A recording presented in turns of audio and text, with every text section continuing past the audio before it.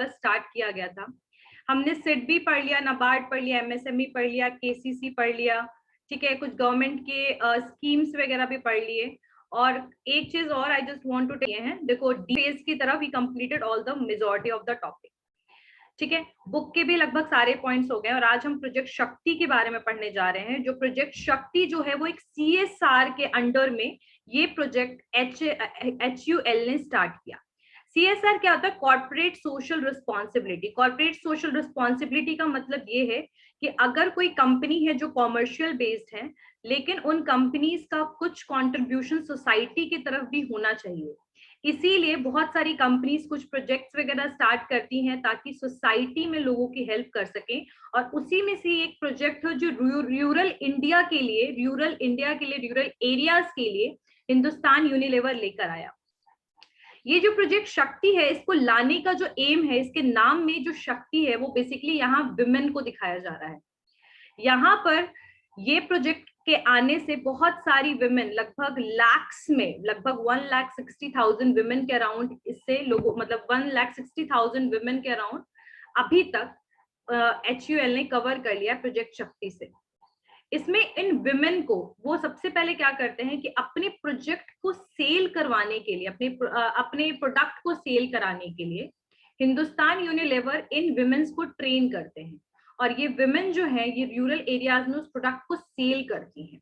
Product को cell करने के तरीके बहुत सारे हैं। पर्सनल सेलिंग भी करती, घर घर जाके सामान बेचती हैं, प्रोडक्ट को बेचती हैं हिंदुस्तान यूनिलीवर के।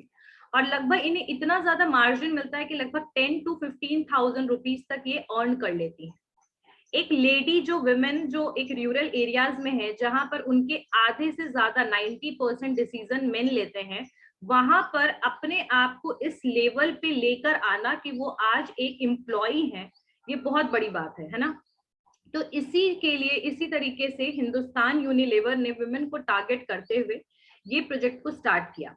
इस प्रोजेक्ट को स्टार्ट किया गया था 2001 में। और 2001 के बाद बेसिकली अभी रिसेंटली कुछ इनको जो विमेन जो इनमें जुड़ती हैं, जो विमेन जिनको ये ट्रेनिंग प्रोवाइड करते हैं, उनको हम कहते हैं शक्ति अम्मा। एंड अभी फिलहाल कुछ सालों में इन इसी प्रोजेक्ट के अंडर में कुछ शक्तिमान की भी जरूरत पड़ी, यानी कि मेन को भी हायर किया गया इस काम के लिए, क्योंकि डिस्ट्रीब्यूशन काफी एक्सपैंड हो गया था। अब डिस्ट्रीब्यूशन जब एक्सपैंड हुआ तो उन लोगों को और भी लोगों की जरूरत पड़ी, और बेसिकली इन्होंने कुछ मेन को भी हायर किया, मेन को भी हायर करना शुरू किया इस काम के लिए, और उनको बाईसाइकिल्स वगैरह भी प्रोवाइड किया गया। तो इस इनिशिएटिव और इस प्रोजेक्ट के द्वारा यहाँ पर बहुत सारे हाउस होल्ड्स ऐसे हैं अब गांव के, जिनके यहाँ पे 2 लोग अर्न कर रहे हैं और उनकी अर्निंग 20% तक इंक्रीज हो गई है, यानी 20% तक उनका अर्निंग जो है वो इंक्रीज हो गई है। जब अर्निंग इंक्रीज होता है तो ओवरऑल ये सोसाइटी के लिए भी ग्रोथ होता है, इकोनॉमिक ग्रोथ भी होता है, और विमेन के सोशल स्टैंडर्ड को भी चेंज किया है, रोल ऑफ विमेन को भी इस प्रोजेक्ट ने चेंज किया है।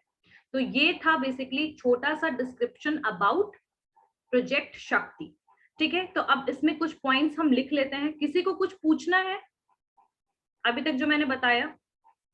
ठीक,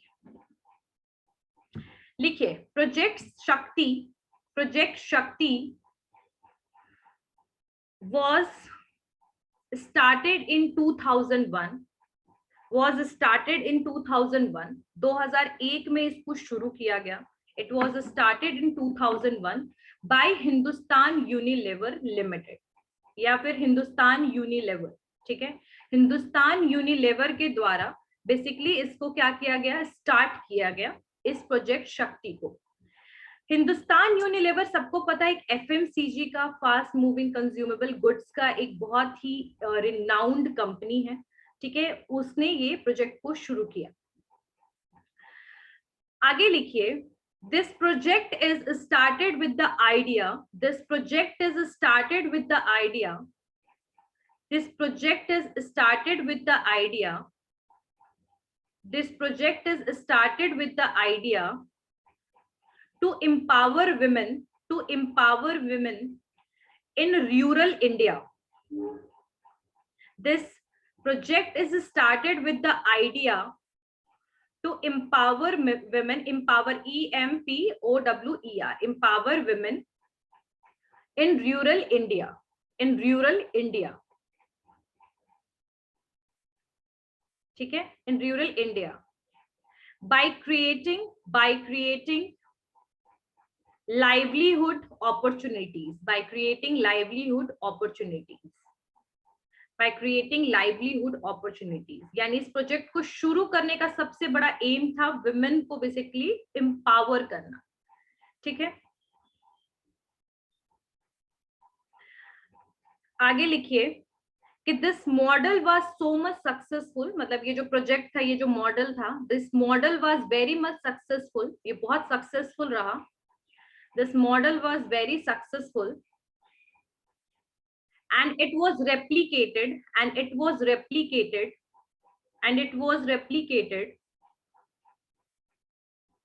in other countries, this model was successful and it was replicated by other countries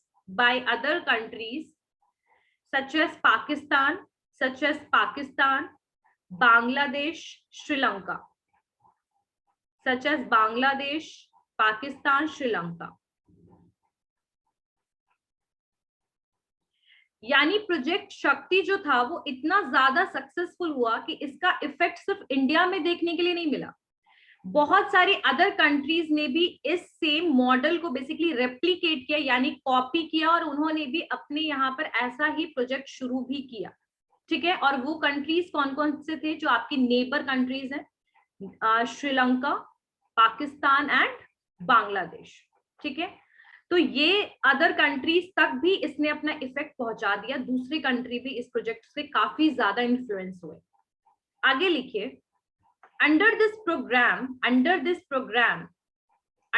programme Hindustan Unilever या HUL helps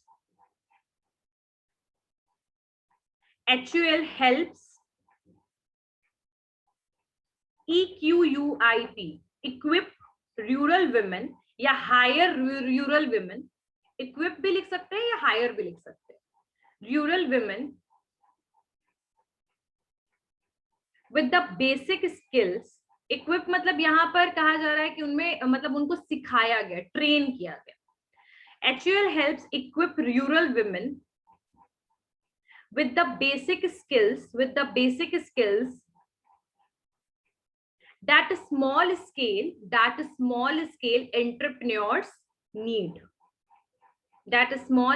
entrepreneurs need. यानी लेडीज जो भी थी वहां की विमेन को बेसिकली उनके स्किल डेवलपमेंट पे काम कराया गया, और वैसे स्किल्स भी डेवलप कराए गए जो वहां के आसपास के लोकल और स्मॉल एंटरप्रेन्योर को जरूरत पड़ती है. यानी विमेन को ट्रेनिंग का भी काम शुरू किया देना किसने? HUL.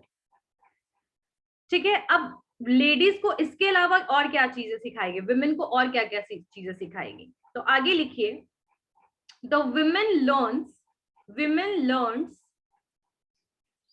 learns various aspects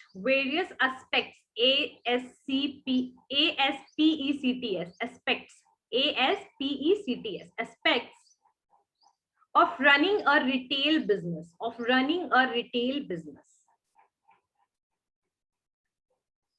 from inventory to distribution management.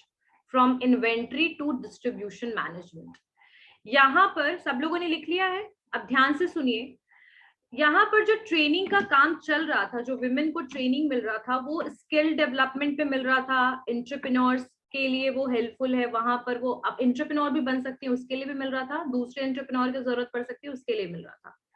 साथ साथ हिंदुस्तान यूनिलीवर ने और भी ट्रेनिंग में क्या प्रोवाइड किया? रिटेल मैनेजमेंट को समझना. रिटेल मैनेजमेंट का मतलब क्या होता है? जब हम प्रोडक्ट को, रिटेलर जो है वो प्रोडक्ट को सेल करते हैं. जैसे आपको ब्रेड लेना होता है, कुछ भी लेना होता है, तो आप शॉपकीपर के पास जाते हो, वो रिटेलर होते हैं. तो रिटेल मैनेजमेंट का काम भी उन्होंने किस तरीके से प्रोडक्ट को सेल किया जाता है कंज्यूमर को, वो भी उन्होंने क्या किया? सिखाया. किसने सिखाया?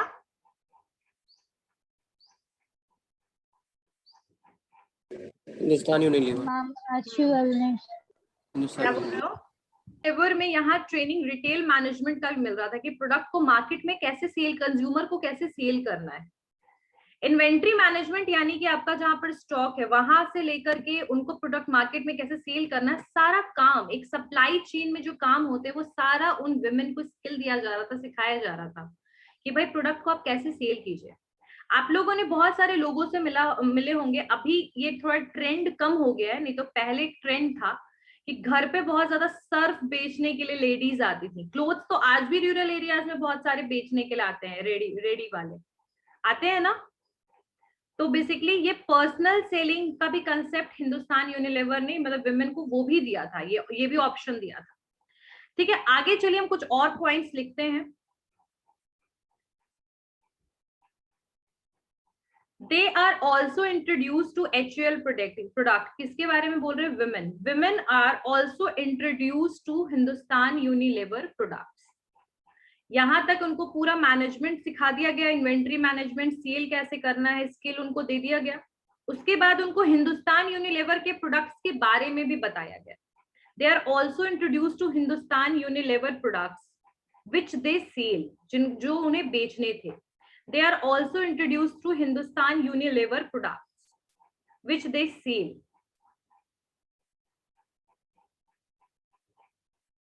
which they sell।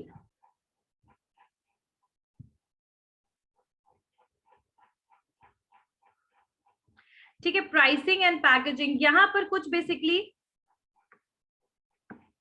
आप देख सकते हैं कि ये कुछ हिंदुस्तान यूनिलीवर ने कुछ प्रोडक्ट्स वगैरह जो हैं वो किस तरीके से उनको प्रोडक्ट सेल करने थे उसके बारे में इसमें गिवन है। ठीक है, थोड़ा सा पॉइंट लिखने के बाद मैं इसके बारे में बताऊंगी कि यहाँ पर इनको बेसिकली इस तरीके के प्रोडक्ट्स दिए गए थे।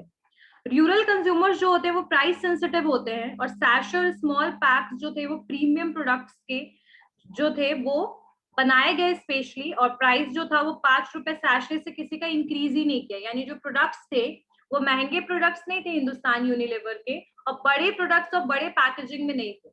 ठीक है, बड़े बड़े प्रोडक्ट्स, डब्बे वाले प्रोडक्ट्स नहीं थे, सैशे वाले और स्मॉल मार्जिन वाले प्रोडक्ट्स जो थे वो अवेलेबल करवाया गया सेल कराने के लिए प्रोजेक्ट शक्ति के अंडर में। ठीक है, अब यहाँ पर इस तरीके के प्रोडक्ट्स जैसे 5 रुपए का Lifebuoy, Surf Excel, pond star, जो भी हम लोग यूज करते हैं नॉर्मली जो अर्बन एरियाज में मिलता है, वैसे प्रोडक्ट्स जो थे और उनके प्राइस जो थे वो बहुत ही सस्ते थे, मतलब बहुत स्मॉल पैकेट्स वाले थे, 5 रुपए के, मतलब कोई भी प्रोडक्ट जो था वो 5 रुपए सैशे से ऊपर का नहीं था। इस टाइप के प्रोडक्ट्स जो थे विमेन को सेल करने के लिए दिए गए। देखो, देख रहे हो स्मॉल पैकेट्स वाले प्रोडक्ट्स जो थे। क्लियर हो गया सबको किस टाइप के प्रोजेक्ट शक्ति के अंडर में प्रोडक्ट्स जो थे वो प्रोवाइड किए गए। अब आगे हम बढ़ते हैं, थोड़ा सा देखते हैं। प्रोजेक्ट शक्ति ने काफी लोगों की लाइफ जो थी, लिवलीहुड जो थी वो चेंज किया। ठीक है, अब यहाँ पर जो विमेन थी वो फाइनेंशियली इंडिपेंडेंट और एम्पावर्ड बनी। ठीक है, अब उनको प्रोडक्ट्स भी दिया गया, मतलब HUL ने दूसरे के प्रोडक्ट्स नहीं, खुद के प्रोडक्ट सेल करवाने के लिए किया ये। अब इसका इकोनॉमिक इम्पैक्ट क्या पड़ा, अगर हम एक एनालिसिस करें तो इस पर्टिकुलर प्रोजेक्ट शक्ति का क्या इकोनॉमिक इम्पैक्ट क्या पड़ा। अगर मैं बोलूं अकॉर्डिंग टू हिंदुस्तान यूनिलीवर, जो शक्ति प्रोग्राम था इसने एवरेज इनकम, शक्ति हाउस होल्ड का मतलब ये है जहां पर शक्ति अम्मा जो है उनको हायर किया गया। शक्ति अम्मा आर दूज वुमेन जिनको बेसिकली ट्रेनिंग प्रोग्राम दे करके हायर किया गया प्रोजेक्ट शक्ति के अंडर में। विमेन को क्या बोलेंगे? शक्ति अम्मा। ठीक है, अम्मा, AMMA, अम्मा। तो जो शक्ति हाउस होल्ड थे, यानी जिसमें शक्ति वाले एम्प्लॉइज थे जो शक्ति प्रोजेक्ट में थे, उनके घर में the household can increase up to approximately 20% compared to the average household in the geography। यानी बाकी जो भी वहां के आसपास एरियाज के घर थे उनसे लगभग 20% वहां पर इनकम ज्यादा इंक्रीज हुआ। ठीक है, इंक्रीज हुआ। और ऊपर से यहाँ पर एक चीज और था कि इसने डायरेक्टली शक्ति अम्मा के स्टेटस को भी बेसिकली चेंज कर दिया, यानी वुमेन के स्टेटस को। ठीक है, इसने शक्ति अम्मास के अंडर मतलब बोल सकते हैं ना, शक्ति अम्मा के कॉन्फिडेंस को बहुत ज्यादा इंक्रीज किया। शक्ति अम्मा, I am repeating again and again, शक्ति अम्मा जरूर लिख लेना। विमेन को यहाँ पर एक टाइटल दिया गया था शक्ति अम्मा। ठीक है, तो यहाँ पर जो शक्ति अम्मा थी उनका कॉन्फिडेंस भी बूस्ट हुआ। जहां एक विमेन, आप नॉर्मली देखो रूरल एरियाज में सिचुएशन क्या होता है, they are doing the household chores बस, ठीक है, and just upbringing their child and doing household chores, just caring about all the other family members. वहां पर women are confident about that they can also earn, ठीक है, उनका educational qualification इतना high नहीं होता है कि they will get a very good job, but because of this initiative they get the job, ठीक है, उन्होंने इस इनिशिएटिव के द्वारा उन्हें जॉब मिला। अब यहाँ पर कॉन्फिडेंस बिल्ड हुआ, ठीक है, अब वो हाउस होल्ड डिसीजन मेकिंग में यानी घर के फैसलों में भी विमेन का कंट्रीब्यूशन बढ़ गया, ठीक है। अब एक सेंस ऑफ सेल्फ वर्थ की फीलिंग आने लगी किसे, विमेन को। इनहांस कर दिया इनकम, ऑब्वियसली बात है। एबिलिटी जो था इंक्रीजिंग, किस चीज का एबिलिटी इंक्रीज हो गया, एक्सपेंडिचर का, एक्सपेंस का, यानी अब जो लोग ज्यादा कमाएंगे वो ज्यादा खर्च सकते हैं, तो उनका स्पेंडिंग लेवल जो था या पैसे खर्च, इनकम जो स्पेंड करते थे उनका लेवल बढ़ा, लिविंग ऑफ स्टैंडर्ड इंक्रीज कर गया, ठीक है। अब मैं आपको एक स्टोरी सुनाती हूँ, छोटा सा स्टोरी इसी के अंडर में आया है कि शक्ति अम्मा एक बिहार की, उसने क्या बताया अपने इस, जब ये बेसिकली इस इनिशिएटिव से उनको क्या फायदा हुआ, इस बारे में शक्ति अम्मा क्या बताती हैं बिहार की, यानी बिहार की शक्ति अम्मा का इंटरव्यू हुआ, उसमें उन्होंने बताया, earlier I was dependent on my husband, मतलब पहले वो हस्बैंड पे डिपेंडेंट थी, ठीक है। Now I am self dependent and not a load on anyone, अब मैं सेल्फ डिपेंडेंट हूँ और किसी के ऊपर बोझ नहीं हूँ, ठीक है। I can educate my children without help, अब वो अपने बच्चों को पढ़ा रही है किसी के बिना हेल्प के, and I can manage my own expenses, और अपने खर्च वो खुद उठा सकती हैं और अपने फैसले खुद ले सकती हैं। तो this can, we can say that this project can lead the change in the role of women in the rural society, ठीक है। सोशल इम्पैक्ट ऑब्वियसली क्या हुआ, सोशल इम्पैक्ट यही हुआ कि वो अपनी फैमिली में, सोसाइटी में उनको पोजीशन मिल गया, अब वो कंफर्टेबली कॉन्फिडेंटली लोगों से मिलती है, और इवन उनका रिस्पेक्ट कम्युनिटी में इंक्रीज हो गया। वैसे ही एक और लेडी है जो बिहार की, मीनाक्षी, कहती है कि 2010 में उसने शक्ति अम्मा, मतलब एज अ शक्ति अम्मा उसने इस प्रोजेक्ट में ज्वाइन किया, और अब वो अपनी क्रेडिट और फाइनेंशियल इंडिपेंडेंस है और उनका जो सोशल रोल है सोसाइटी में वो चेंज हो गया बिकॉज ऑफ प्रोजेक्ट शक्ति, ठीक है। पहले मतलब शक्ति अम्मा बनने से पहले सिचुएशन क्या था विमेन का वहां पर, मतलब जो मीनाक्षी वो कहती है कि वो हर चीज के लिए अपने हस्बैंड पे डिपेंडेंट थी, अगर उसे मार्केट भी, अगर कुछ प्रोडक्ट कम हो गया घर में तो उसे अपने हस्बैंड को बोलना होता था, वो घर से स्टेप आउट नहीं, मतलब बाहर पैर भी नहीं रखती थी। लेकिन because of this project now she is selling the product, door to door वो जाकर प्रोडक्ट को सेल करती हैं, हर चीज के लिए वो बाहर निकलती हैं, ठीक है। तो लाइक चेंज देख रहे हो, रोल कितना ज्यादा चेंज हुआ है 2010 में। अब आगे लिखिए इन 2010, इन 2010 देखो इनकम इंक्रीज होना, that is the economic impact, social impact, the changing in the role of women in our society, in short याद रखिएगा, ठीक है। In 2010 the company also introduce the Shaktiman initiative. अब शक्ति अम्मा इनिशिएटिव तो चल रहा था, अब शक्तिमान इनिशिएटिव को लाया गया। शक्तिमान तो सबको याद होगा, अच्छा कैसे याद होगा। In 2010, the company also introduced the Shaktiman initiative. And what they did, they provided, आगे लिखिए, in 2010, the company also introduced Shaktiman initiative, providing bicycles to men, providing bicycle to men in Shakti Amma's families. यानी शक्ति अम्मा के ही घर से किसी man को हायर किया गया और उनको साइकिल दिया गया, ठीक है। शक्ति अम्मा's फैमिली टू डिस्ट्रीब्यूट प्रोडक्ट, यानी सामान को डिस्ट्रीब्यूट करने के लिए शक्तिमान को भी रखा गया, और शक्ति अम्मा का बेसिकली एक हेल्प टाइप था, और उसको क्यों रखा गया, ताकि ये प्रोडक्ट को डिस्ट्रीब्यूट कर सके। डाइवर्सिफाइड सिस्टम हो गया, बहुत ज्यादा प्रोडक्ट का डिमांड बढ़ रहा था, तो इसी वजह से, ठीक है।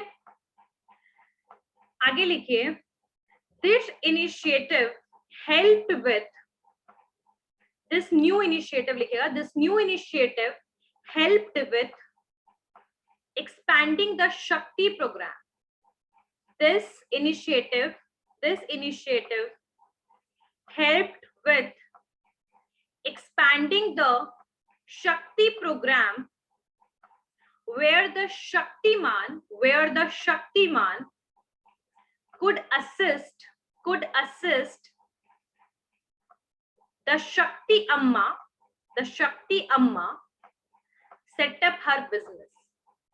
यानी वो अपना बिजनेस अगर रिटेल का स्टार्ट करना चाहती है, ठीक है, तो ऐसे केस में बेसिकली क्या होगा, ऐसे केस में शक्तिमान जो है उसको असिस्ट करेगा, ठीक है, किस तरीके से हेल्प करेगा, एक हेल्पिंग हैंड की तरह शक्तिमान को हायर किया गया, ठीक है. अब ये जो एक मीनिंगफुल चेंज था, it begin with a single person and project शक्ति जो है उसने इनेबल कर दिया बहुत सारी विमेन को. Yes, लिखिए.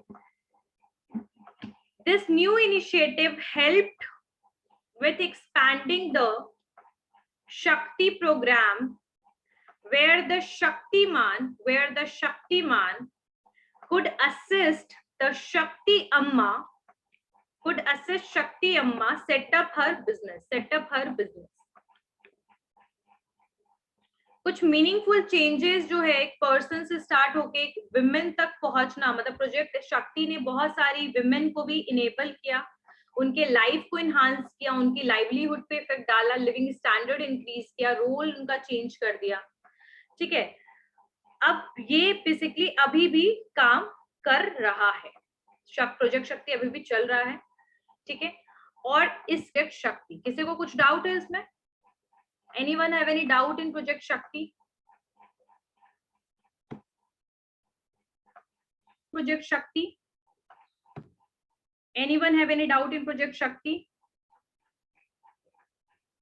ठीक.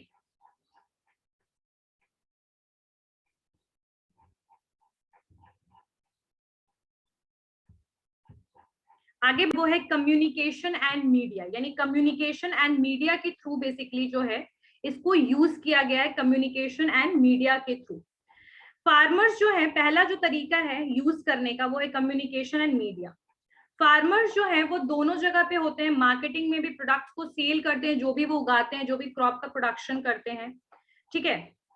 And on the production front की बात करे जाए, और फार्मर्स जो है वो रिस्क भी देखते हैं, वेदर से रिलेटेड रिस्क फील करते हैं, ठीक है. कई बार उनको टाइमली नॉलेज नहीं होता है इसके बारे में, फार्म मैनेजमेंट प्रैक्टिस में. तो इस केस में जो कम्युनिकेशन एंड मीडिया है या फिर टीवी के जो चैनल्स है वो उनकी हेल्प करते हैं उनको वेदर फॉरकास्ट वगैरह के बारे में बताने में, ठीक है. फार्मर्स जो हैं अगर उनको एक क्वालिटी डेटा, एक इंफॉर्मेशन वेदर के ऊपर मिले तो कहीं ना कहीं वो पहले से उस चीज के लिए प्रिपेयर हो सकते हैं, प्रिकॉशंस ले सकते हैं अबाउट देयर क्रॉप्स. तो ये एक तरीका है जो बेसिकली फार्मर्स को वेदर से रिलेटेड इंफॉर्मेशन देने में हेल्प कर सकता है, ठीक है. उनको उसके अलावा और भी चीजें बता सकता है, जैसे आपको फर्टिलाइजर्स कैसे यूज करना है, ठीक है. एक ट्रेडिशनल वे ऑफ प्रैक्टिसिंग से उसको एक मॉडर्न वे में कन्वर्ट करने में मीडिया एंड कम्युनिकेशन हेल्प करता है. क्लियर है? उनको और भी चीजें दे सकता है, जैसे harvest education, online education on the farming, HYV seeds के बारे में, हाई यील्डिंग वैरायटी सीड्स के बारे में, मॉडर्न इरिगेशन मेथड्स के बारे में. तो ये सारी इंफॉर्मेशन कहीं ना कहीं उनके काम आ सकते हैं, क्रॉप की डिजीज के बारे में, पेस्टिसाइड्स के बारे में, वेदर फॉरकास्टिंग के बारे में, ठीक है, वेदर फॉरकास्ट कर सकते हैं. और अगर मैं NSSO की बात करूं, नेशनल सर्वे सैंपल ऑर्गेनाइजेशन जो होता है, 2005 में उन्होंने बताया कि लगभग 40% जो फार्मिंग हाउसहोल्ड है, यानी 40% जो फार्मर्स हैं वो आज एक्सेस कर रहे हैं इंफॉर्मेशन टेक्नोलॉजी को और मॉडर्न फार्मिंग टेक्नोलॉजी को. यानी मीडिया से उनकी इतनी हेल्प हुई है कि नाउ लगभग NSSO जो है आपका national sample and survey organisation जो है वो आपका कम से कम लगभग 40% जो है, 40% जो है आज Indian farmers they are using the modern technology of farming. तो कहीं ना कहीं ICT का ये बहुत बड़ा रोल रहा है मीडिया एंड कम्युनिकेशन का. सेकेंड लिखिए, एग्रोमेट एडवाइजरीज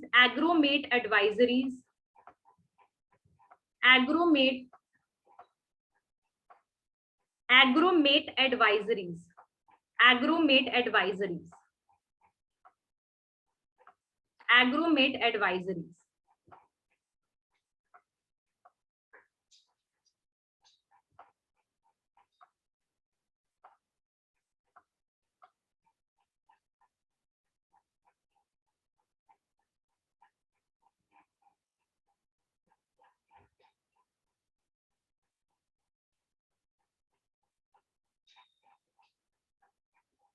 एग्रोमेट एडवाइजरीज,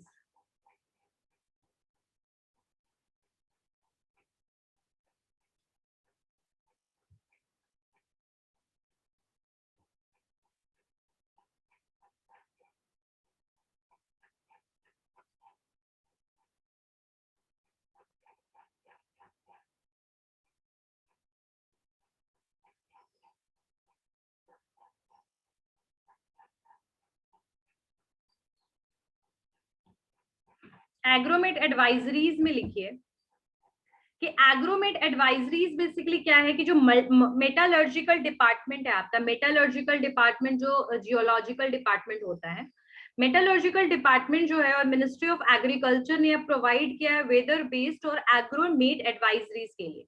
उसके लिए उन्होंने फ्री एसएमएस वगैरह का भी बेसिकली प्रोग्राम स्टार्ट किया, इनिशिएटिव लेना शुरू किया है। और इसमें आप सर्विस अवेल कर सकते हैं। अगर आप फार्मर हैं तो अपना नाम रजिस्टर करा लीजिए एंड उसके बाद आप टोल फ्री नंबर आपको दिया गया है, टोल फ्री नंबर को आप डायल कीजिए और आप किसी से भी बेसिकली क्रॉप्स और उससे रिलेटेड बातें क्वेश्चन कर सकते हैं। यानी कि आपको एक नॉलेजेबल पर्सन, एक एडवाइजरी पर्सन और जो बेसिकली फार्मर्स, फार्मिंग के ऊपर जिन्होंने कोर्स कर रखा है, मिनिस्ट्री ऑफ एग्रीकल्चर के जो लोग हैं, educated person, they will guide you and they will tell you about their crops and the farming structure, वो बता सकते हैं आपको। ठीक है, एक बार अगर आप रजिस्टर हो जाते हैं तो फार्मर्स को एसएमएस मिल जाता है हर वीक के क्रॉप्स के बारे में कि और day to day agriculture operation और वेदर के बारे में, मतलब डेली वेदर का सिचुएशन एग्रीकल्चर का और वीकली क्रॉप्स वगैरह के बारे में, कोई स्पेसिफिक क्रॉप वगैरह अगर आया है नया, उससे रिलेटेड कुछ बात है, नया कोई इंफॉर्मेशन देना है तो उसके बारे में उनको हमेशा एसएमएस के थ्रू नॉलेज मिलता रहेगा अगर वो एक बार रजिस्टर हो जाते हैं और उनके एक टोल फ्री नंबर भी दिया जाएगा। ठीक है, तो एक एग्रोमेट एडवाइजरीज मतलब कि किस तरीके से इंफॉर्मेशन एंड कम्युनिकेशन इतना हेल्पफुल है। 2014 में एक हेल्पलाइन और जारी किया गया था। बेसिकली यहाँ पर वही था, लोकल एग्रीकल्चरल जो एक्सपर्ट्स होते हैं, जैसे गुजरात में ही ये स्टेट लेवल पे काम किया गया था, यानी गुजरात के फार्मर्स कॉल करेंगे तो गुजरात के ही कोई मार्केट एक्सपर्ट्स जो है, जो आसपास मतलब उस एरियाज में प्रेजेंट होंगे, कॉल सेंटर वहीं पर उसी जगह पे कॉल सेंटर को लोकेट किया गया था। यानी कि सेंटर पर आपको कॉल करने की जरूरत नहीं पड़ेगी, आपके खुद के स्टेट में आपको एक हेल्पलाइन नंबर दिया गया था और जो एग्रीकल्चरल एक्सपर्ट थे वो आपके साथ बात करेंगे। ठीक है, तो एक बेयर्स हेल्पलाइन भी उनको दिया गया। तो अभी तो खैर इसमें बहुत सारे और भी पॉइंट पर पोर्टल्स बनाया गया, फार्मर पोर्टल। ठीक है, फार्मर पोर्टल, फार्मर पोर्टल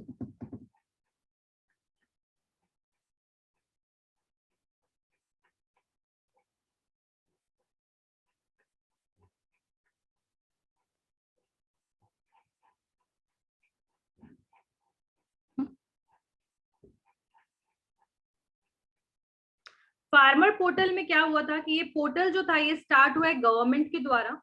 यहाँ पर एक वन स्टॉप शॉप टाइप की मीटिंग के लिए ये पोर्टल बनाया गया था। यहाँ पर आपको एक पोर्टल नहीं होता फार्मर का पोर्टल, यानी उस पेज को जैसे ओपन कीजिएगा you will get all the information about the crops and agriculture से रिलेटेड, एनिमल हस्बेंड्री से रिलेटेड, फिशरीज से रिलेटेड सारे के सारे इंफॉर्मेशन उस एग्रीकल्चर पोर्टल में डाल दिया गया। इफ अगर कोई भी उसे सर्च करेगा they will get all the information. तो फार्मर पोर्टल बनाया गया, इस पोर्टल को फीचर कर दिया गया मैप के साथ, और फार्मर अगर क्लिक करेगा जैसे अपने मैप पे, जैसे एग्जांपल मैप है और मैप में वो क्लिक करेगा बिहार पे, तो बिहार से रिलेटेड जितना भी आपका सिचुएशन है क्रॉप वगैरह का, डिस्ट्रिक्ट का, स्टेट, इन सब का भी इंफॉर्मेशन, कौन सा क्रॉप कहाँ पर उगाया जा रहा है, कौन सा क्रॉप कौन से स्टेट में सबसे ज्यादा प्रिवेल्ड है, तो ये सारी इंफॉर्मेशन भी आपको उसमें मिलते थे, ठीक है।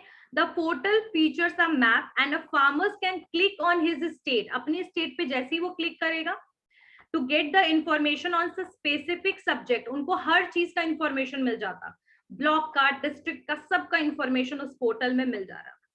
और दिस इंफॉर्मेशन इज डिलीवर्ड, और ये सब के बारे में इंफॉर्मेशन डिलीवर के लिए टेक्स्ट, एसएमएस, ईमेल, मतलब टेक्स्ट का भी सुविधा था, एसएमएस का भी था, ईमेल का भी था, video, audio conference local language में अवेलेबल था। यानी कि यहाँ पर फार्मर पोर्टल में क्या क्या चीजें थी कि फार्मर का पोर्टल, मतलब पोर्टल्स बनाए गए, अगर आप कोई भी आपको इन्फॉर्मेशन चाहिए, आपको अपने स्टेट का, ब्लॉक, डिस्ट्रिक्ट का इन्फॉर्मेशन चाहिए, क्रॉप से रिलेटेड इन्फॉर्मेशन चाहिए, एग्रीकल्चर, एनिमल हस्बेंड्री, किसी से भी इंफॉर्मेशन चाहिए, तो बस आपको उस वहां के मैप में अपने स्टेट को क्लिक कीजिए, जैसे झारखंड, बिहार, किसी को भी क्लिक कीजिएगा, वहां का पूरा सिनेरियो वो बता देता पोर्टल। और वो इंफॉर्मेशन जो था वो आपको पर्सनली आपके फोन नंबर पे टेक्स्ट के थ्रू, एसएमएस के थ्रू आपको मिल जाता। अगर आपको मन है कि ऑडियो वीडियो कॉन्फ्रेंसिंग करना है तो आपके लिए वो भी अवेलेबल था, और वो भी लोकल लैंग्वेज में। अगर मान लीजिए कि हमारे बिहार में मैथिली है, मगही है, भोजपुरी है, तो इस तरीके की लैंग्वेज में आपको इंफॉर्मेशन प्रोवाइड किया जा रहा था फार्मर्स पोर्टल में।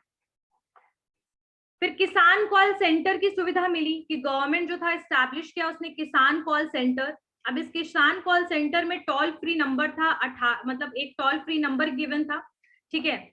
और यहाँ पर उसको खुद रजिस्टर कराना था, वही किसान नॉलेज मैनेजमेंट सिस्टम के थ्रू। और यहाँ पर बेसिकली टेली एडवाइजरीज मिल रहा था, मतलब कि फोन करके आपको एडवाइस मिल रहा था। एंड टेली एडवाइजर्स जो थे वो आपको मतलब एडवाइस करते थे about the agriculture and allied science, और आपको ट्रेंड करते थे कम्युनिकेशन स्किल में भी, लोकल लैंग्वेजेस में। मतलब यहाँ पर आपको बहुत सारी सुविधाएं मिल रही थी आईसीटी के द्वारा।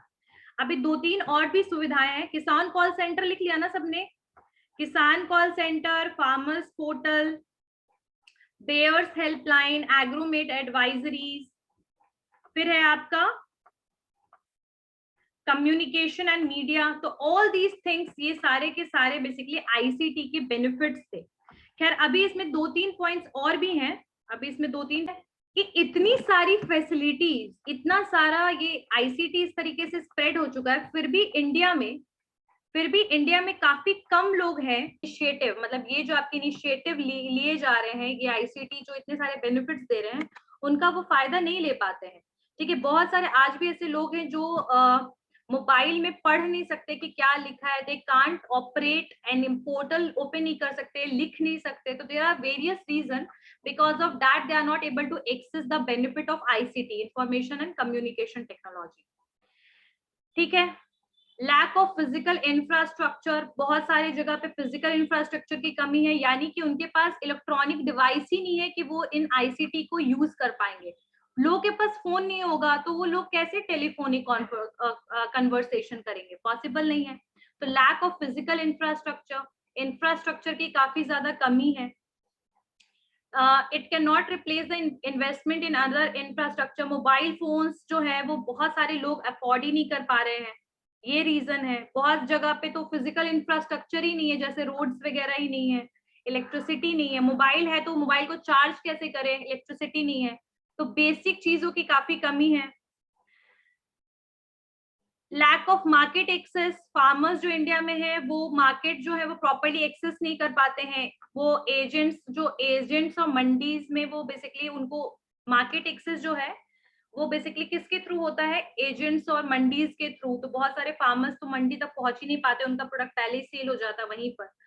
कम्युनिकेशन जो है वो बहुत लिमिटेड है, सिर्फ गांव के लोग में आपस में बात होता है, तो उन्हें बाहर की दुनिया का इंफॉर्मेशन एज सच हो ही नहीं पाता है, ठीक है। They are not able to take the advantage of the price information, lack shortage, grading facilities. तो इन वजह से आज भी सिचुएशन ऐसा है कि इतनी सारी फैसिलिटीज, प्रोजेक्ट्स और आईसीटी के इतने सारे एडवांटेजेस साइड होने पर भी आज भी बहुत सारे लोग जो हैं वो इसको यूज नहीं कर पा रहे, ठीक है। तो अब कुछ बैंक्स वगैरह ने क्या क्या शुरू किया, बहुत सारे गांव में एटीएम वगैरह स्टार्ट हो गया है, ठीक है। एटीएम्स वगैरह है, कोर बैंकिंग भी स्टार्ट हो गया है, क्रेडिट कार्ड भी शुरू कर दिया है। तो अभी कुछ और भी फैसिलिटीज जो है आईसीटी की तरफ से दिए जा रहे हैं, बैंक्स भी ले रहे हैं। तो ये तो थे सारे आईसीटी के बेसिकली रोल। किसी को कोई डाउट है इसमें?